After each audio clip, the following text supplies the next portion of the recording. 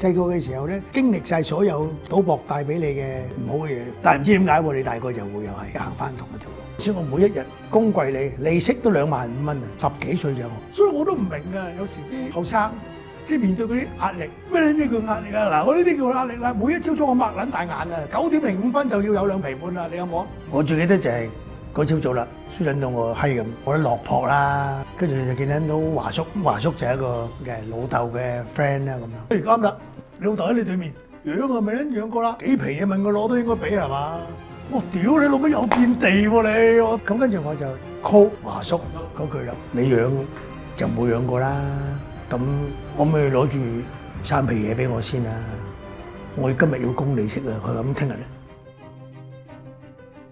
你唔好話冇啦，有都唔關我事啦，因為呢張單我買得啦咁樣。嗰次應該係我最後一次見我老豆。